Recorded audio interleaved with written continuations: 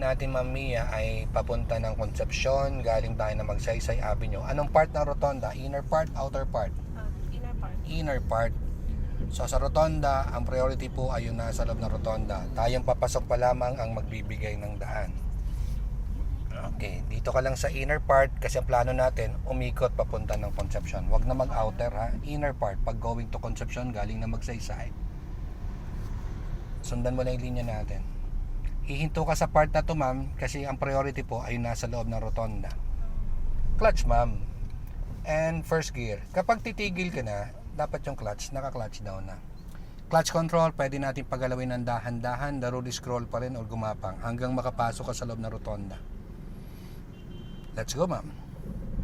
Alisin po ang pakay brake kasi pag hindi mo naman tinanggal yung pamo kay brake pedal, hindi yung gagalaw, mahihirapan.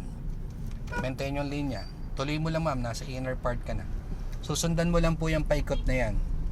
Very light na sa gas pedal ha, hindi tayo nagmamadali sa rotonda. Yan, sundan mo lang po kung saan papunta.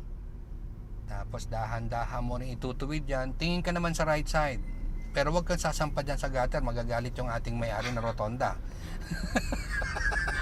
Nasa gata. Okay, arangkada para kay Segunda. That's arangkada na.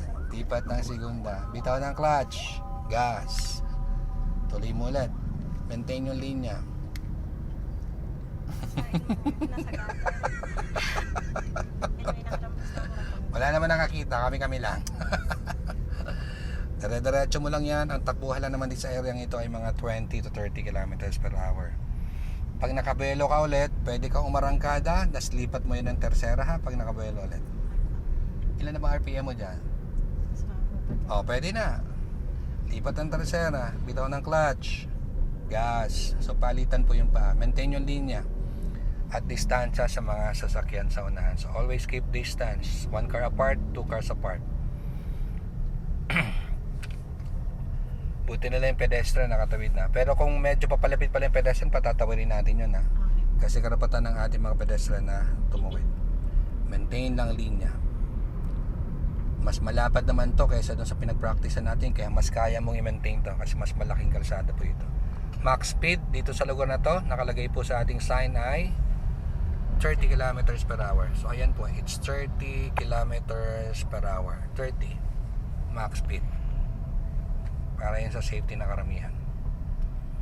Stay on your lane, ma'am. Stay on your lane.